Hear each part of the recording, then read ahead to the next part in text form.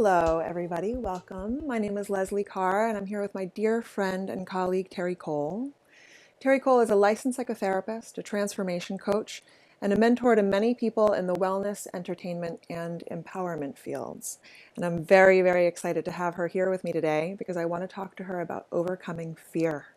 So, first things first, Terri, thank you so much for being with us today. I am so excited to be with you because I love you and because I love your work and because you're amazing. So thank you for having me. You're so incredibly sweet. Thank you.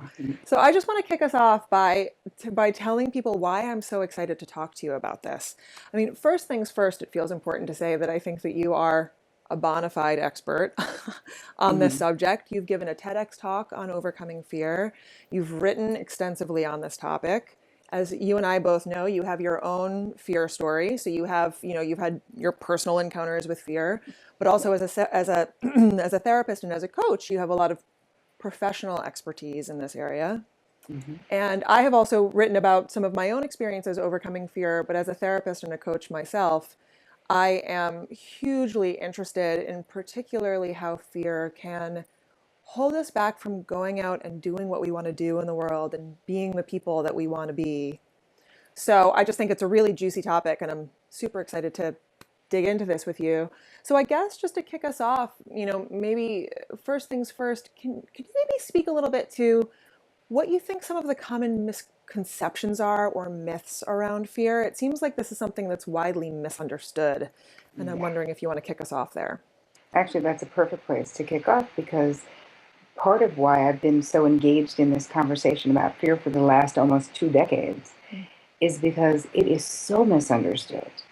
And I find that understanding our relationship to fear in our lives, our internal experience, is one of the keys to for my clients to transform and my own personal transformation into Yes. having a life that I'm happier with, living a life in a better way. So, misunderstanding misconceptions. The name of my TEDx talk is What If Fear Were Just a Feeling? Mm, hmm. And the reason that is the name is because most of my clients never think of it that way. It's like they think of, well, I'm afraid. And you're like, yeah, like, welcome to being a human being on planet Earth. Like, who's not afraid? We're all afraid. Just like we'll all get angry, just like we'll all have moments of real happiness. These are all normal emotions in the spectrum, yet somehow fear has become this bully. Fear has become this emotion that people go, I'm afraid, therefore, no thanks. I'm afraid, therefore, I'm going to avoid that. And so I think that a lot of what the work that I do and what I want to impart to whoever's listening to this right now is to really, really marinate on the fact that fear is just a feeling most of the time. And how would your life change if you really knew for sure that that were true? What would you do that you're not doing because of fear? What would you say in your relationship?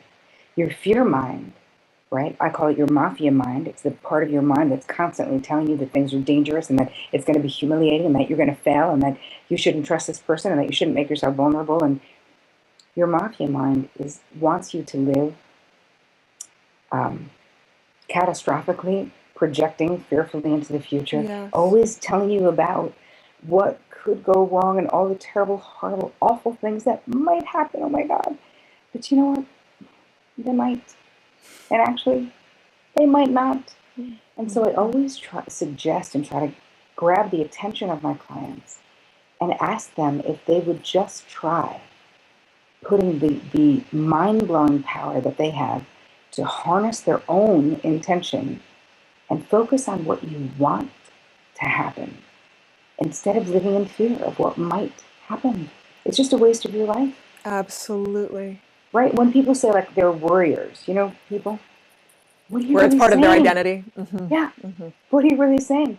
I spent a lot of time fearfully projecting catastrophically into the future and not being present in my life. Yeah. That's a warrior. Yeah. And you don't have to be, and it doesn't do anything except Yes. rob you of your life. It doesn't change anything, One of the things that I right? really hear in what you're saying that I really love about where you're starting us off here is it kind of reminds me, there are these phrases that get kicked around in the therapy world, and one that I'm sure you're familiar with is it's a feeling, not a fact.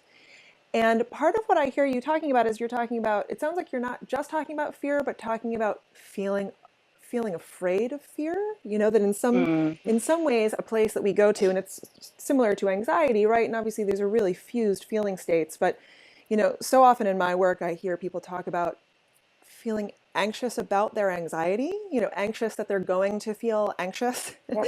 Yep. And part of what I hear you talking about right now is people feeling afraid of feeling fearful and how confusing it all becomes, Mm-hmm. you know? But an exercise that is so great, Les, and it's so effective is simply becoming more mindful in your life. Mm-hmm. Simply Mm-hmm. creating a little bit of internal stillness and silence with meditation, with present moment consciousness exercises. I give my clients super easy one. You can, you know, set a little groovy alarm on your phone to ring every 3 or 4 hours, and when it Mm-hmm. rings, you just stop, close your eyes unless you're driving, and just tell yourself, I am here now. Just feel your body on the couch or the chair, or if it's soft, if it's hard, like do some grounding, ask yourself some grounding questions, Yeah. right? Is the air cool or warm? So you ground yourself into this present moment. And the more you do that, even just doing that 3 times a day, will absolutely change Yeah. how much of the rest of the day you are mindfully present, right? And why do you want to be mindfully present? Because then you can see that the fear mind is like floating this horrible scenario that may happen. And you can Mm-hmm. choose something else. You can say, I see what you're doing, fear mind. That hasn't happened yet. And Right. guess what? If I get abducted by aliens right now, I would have wasted all this time worrying about that horrible, terrible thing that's never going to happen. Exactly. Exactly. It really does kind of come back to that, doesn't it? This notion Mm-hmm. of really being present, because when we're feeling anxious about our anxiety or fearful of our fear and projecting all of this stuff into the future, we're ignoring or avoiding the fact that that is not what's happening right now. Right, What's happening right now for me is that I am sitting here talking to you. right. What's happening for you is that you're sitting here talking to me. And for Yes, anybody who's watching this right now, I just want to remind everybody this is what's happening for you right now. You are right. watching this video. These other places that you're Yes, going to in your mind are not what's happening. So, right. And what about leaning in? I mean, the real fear is bigger in your mind. When you start to, it's just like a bully. It's just like a bully. yeah. That the idea of that bully at school is like so terrifying. Like, oh, you want to avoid that person, you know? But any bully, anyone who knows, anyone watching this, if you've ever stood up to a bully, they're the first person to be like, well, why, what? I didn't know. Like, they're like a rough, tough cream puff. You know what I Mm-hmm. mean? It's You're so all, funny. it's all like, bravado. Is Yeah. that what is it? Bravado is the word, but not really, you know? Yeah, And like this a is the dog that same. has a bark that's bigger than its bite. Mm-hmm. Exactly. Mm-hmm. So every person watching right now, think of the thing that has been torturing you, the thing that has been scaring the crap out of you, the thing that you've been avoiding thinking. Think about it right now. And now I'm going to ask you to take it one step further. And in your mind's eye, open your eyes wide. Look at what you fear in the face. And now lean in. Just lean in. Mm-hmm. You are okay. Mm-hmm. See clearly the thing that you fear. And know that it does not have power. It is a thought in your mind that is creating an experience in your body, definitely. Yeah. But lean in, and when you see it clearly, you may still feel uncomfortable doing that thing or not want to do that thing, but you are now taking back your power to say, fear is just a feeling, like all my other Mm-hmm. feelings. And I actually really want to do this thing, even though I'm scared. So I'm going to do it anyway. Right. Right. Kind of brings me back to that line that courage isn't the absence of fear, it's feeling fear and doing it anyway. Part of what I really hear you saying, and part of what I'm just really feeling and what you're describing right now, is that reminder to breathe, the reminder to breathe into it. And that, you know, as you're talking about it being a feeling, it just is very evocative to me of, I think something we often forget in our culture is that feelings are these things that happen below the neck, right? You know, they're all of these thoughts that happen in our heads. Mm-hmm. But feelings really are a very visceral experience. And Mm-hmm. as you breathe into it and lean into it, part of what you're doing is allowing that energy to move. Mm-hmm. allowing it to be diffused. Mm-hmm. It's so true. I think that it's a mind body thing that's happening, but also being mindful, being aware that you are okay.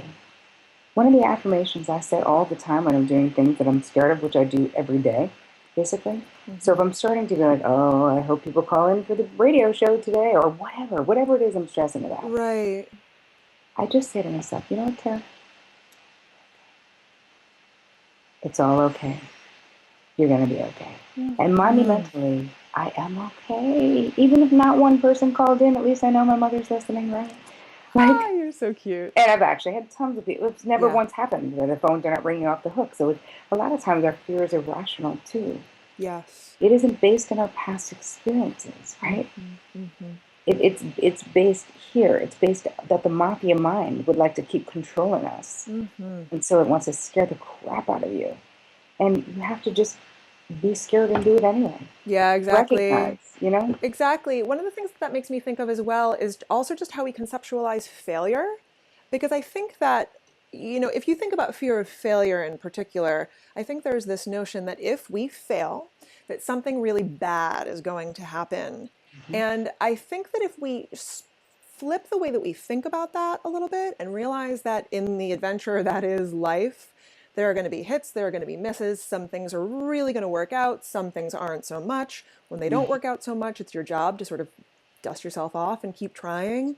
Yep. So, when you bring up the example of your radio show, if you had one radio show where not that many people called in, it would not be the end of your life. Nope. It would not be. And all the other things that I fear, the end of your life is only when your life ends. Right. It's like I talk about in the TED Talk, and one of the things that I think is really valuable for people to really see for themselves, Mm-hmm. especially New Yorkers, especially living in an urban environment, Mm-hmm. is that we walk around in this heightened state of fear, many of us, because of the pace of the city, because we are in a city, because we're on top of each other, because for a lot of reasons. One of the things that I think we're talking about a lot today that's really, really important, there sort of is an underlying thread here, which is just that fear is a really normal human emotion, right? This is something that everybody experiences, everybody goes through. Yes. And I don't know about you, but I know that for me, something that comes up a lot in the work that I do, the feedback that I get from people as they read the ebook and are working through it, is that Mm-hmm. there is an inner dialogue that comes up for people often where they feel like they are the only ones that feel afraid and other people don't feel afraid, Mm-hmm. right? So, for example, Mm-hmm. because I often talk specifically on the subject of overcoming fears of success and failure, the kind of stuff that comes up when you're reaching forward towards something that you want, you're trying to Mm-hmm. start a business, you're trying to do whatever you want to do, and all of this mishigas comes up. Mm-hmm. I know that a lot of people think to themselves, people who are successful don't struggle with this. Mm. I struggle with this and other people don't. And I'm Right. wondering if you could take a moment here, not only doing the work that you do, because obviously you know what it's like to face this stuff head on yourself, but also just as someone who does a lot of coaching work with people who are celebrities and public figures and that kind Mm-hmm. of stuff. Can you speak a little bit to that for people? Sure. And that's easy, short, and concise. Mm-hmm. Everyone feels fear. Mm. Everyone.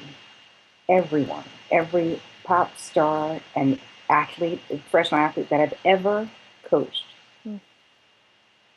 they have fears that are limiting them being their best self, which is why I'm coaching them to help that be removed. But Mm-hmm. for those of you who are watching, you are totally normal Mm. to have fears, but you have choices. You have a choice as to whether you use fear or you allow fear to use you. That's your choice. Mm-hmm. So I'm informed by my fear. I don't think my fear is random. I look at my fear and go, okay, is that connected to something that's unresolved from my childhood? Is that my gut instinct? Let me look at that. But I decide. And then I let fear inform my decision, but not dominate my decision. So that's actually the thought that I want to leave you guys with, is that we're not demonizing fear.